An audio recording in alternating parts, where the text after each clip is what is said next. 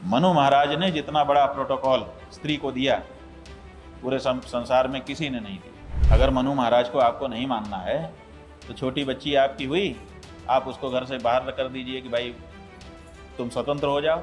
छोटी सी बच्ची को कोई दुष्ट व्यक्ति बिगाड़ सकता है। आजकल छोटी बच्ची के साथ भी बलात्कार हो जा रहा है, लेकिन बच्ची का उसमें क्या दोष? स्त्री भी हमारे लिए आदरणीय है, इसलिए हर समय अर्दली खड़ा रहेगा उसकी रक्षा के लिए।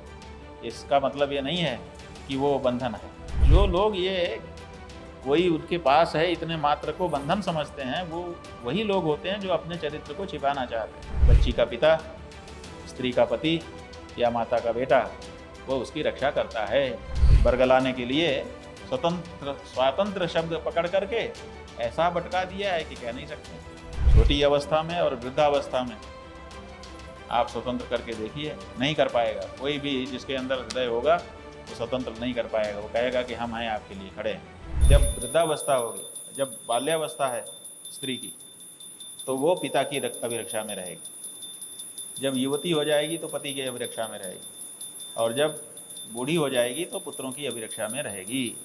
न स्त्री स्वातंत्र मरहती, कभी भी स्वतंत्र नहीं होगी। यह यहाँ भी वही स्वतंत्र शब्द पकड़ लिया और व्याख्या कर दी कि साहब देखिए बंधन में डाल रहे हैं। अब हम कहते हैं कि अगर ये मनु का वचन अच्छा नहीं है, आप इसको अस्वीकार करते और जो अर्थ आप कर रहे हो वही करना चाहते हैं कि ये देखिए ये गलत कर दिया, स्त्री की स्वतंत्रता को ये छीन रहे हैं मनु महाराज और मनु को मानने वाले लोग, तो हम कहते हैं कि पिता रक्षति कौमारे।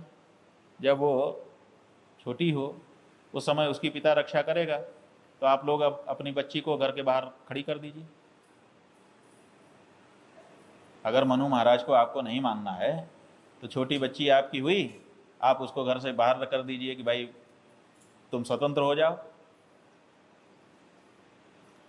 कौन पिता छोटी सी बच्ची को स्वतंत्र करना चाहेगा? अब आप अगर ये कहते हैं कि इनके मन में स्त्री के चरित्र के प्रति दुर्भावना है कि स्वतंत्र होगी तो चरित्र बिगड़ जाएगा, तो छोटी सी बच्ची का क्या चरित्र बिगड़ेगा? छोटी सी बच्ची को कोई दुष्ट व्यक्ति बिगाड़ सकता है। आजकल छोटी बच्ची के साथ भी बलात्कार हो जा रहा है, लेकिन बच्ची का उसमें क्या दोष है? बच्ची तो नहीं बिगड़ रही है ना, बिगड़ कौन रहा है? तो हम तो बच्ची के चरित्र पे तो अविश्वास नहीं कर रहे हैं, लेकिन बच्ची के चरित्र अभी छोटी है, इसको चरित्र नहीं बिगड़ेगा ऐसा सोच करके भी कोई बाहर कर देता है? नहीं कर सकता, क्योंकि कर देगा तो उसको पता है कि इसकी रक्षा नहीं हो सकेगी। इसलिए हर समय उसके ऊपर एक रक्षक होना चाहिए। और रक्षक होने का मतलब ये नहीं है राजा के पीछे पीछे पुलिस चलती है तो अरेस्ट करके थोड़े चलती है, उनकी रक्षा के लिए चलती है। अपराधी के पीछे पीछे पुलिस चलती है। आप देख लीजिए, अपराधी जब बड़ा अपराधी चलता है तो उसके पीछे सैकड़ों पुलिस रहती है। जब अतीक अहमद अहमदाबाद से लाया जा रहा था तो कितनी सारी पुलिस लगी हुई थी। तो क्या उसकी रक्षा के लिए लगी थी? काहे के लिए लगी? राजा मान करके लगी थी? राजा मान के तो नहीं लगी थी ना। लेकिन वो गुंडे के पीछे चलना पुलिस का और राजा के पीछे चलना, दोनों में अंतर है। एक समय कहीं भाग न जाए इसके लिए रक्षा कर रही है कि कहीं रास्ते में ही गाड़ी इधर मुंडवा दे और लापता हो जाए, हम क्या करेंगे? हमको कहा गया है, न्यायालय ने आदेश किया है कि इसको यहाँ से लेके यहाँ उपस्थित करो, और बीच में ही अगर उसकी गाड़ी इधर उधर चली गई और गायब हो गया तब क्या करेंगे? तो उसके पीछे पीछे जो पुलिस चल रही है उसकी रक्षा के लिए नहीं चल रही है, वो भाग ना जाए इसको बचाने के लिए चल रही है। और राजा के पीछे उसकी रक्षा के लिए चल रही है, दोनों में अंतर है। उसी तरह से स्त्री भी हमारे लिए आदरणीय है, इसलिए हर समय अर्दली खड़ा रहेगा उसकी रक्षा के लिए। इसका मतलब ये नहीं है कि वो बंधन है। अच्छा, अगर हम कुछ गलत नहीं करने वाले हैं तो कोई खड़ा रहे, हमें दिक्कत भी नहीं। जब हम कुछ छुपाने वाला काम करेंगे तभी हमको कोई खड़ा है इसकी पीड़ा होगी कि ये क्यों खड़ा है, इसको भगाओ। अगर हमको कुछ ऐसा करना ही नहीं है जो छुपाना हो, तो फिर क्या दिक्कत है? कोई खड़ा रहे, 1000 सेना खड़ी रहे। तो जो लोग ये कोई उनके पास है इतने मात्र को बंधन समझते हैं, वो वही लोग होते हैं जो अपने चरित्र को छिपाना चाहते हैं।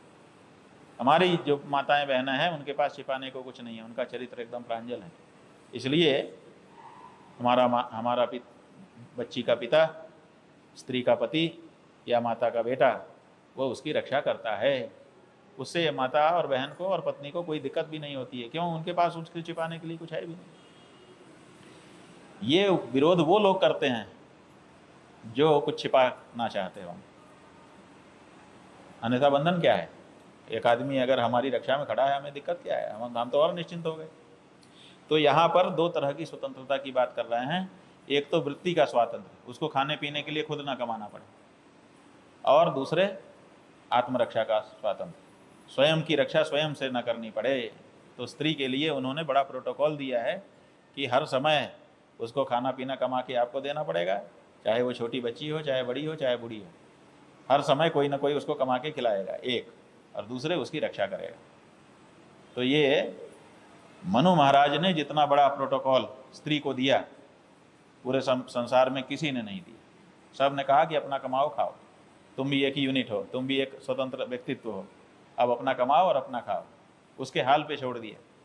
और हमारे मनु महाराज कह रहे हैं, बिटिया चिंता मत करो, जब तक तुम पति के घर नहीं जा रही हो, मैं हूं ना तुम्हारा बाप, मैं तुमको खिलाऊंगा पिलाऊंगा और कोई भी बुरी नज़र से तुमको देख नहीं सकता। जब पति के घर में चली गई, वो कहता है हम है ना, तुम्हारी तरफ कोई बुरी नज़र से देखेगा उसकी आंख निकाल लेंगे। चिंता मत करो, निश्चिंत होकर के आनंद श्रृंगार करो, पूजन करो, सब जिन जिन कलाओं में तुम्हारी इच्छा हो उन कलाओं का अभ्यास करो। बेटा कहता है माँ तू चिंता मत कर, मैं हूं।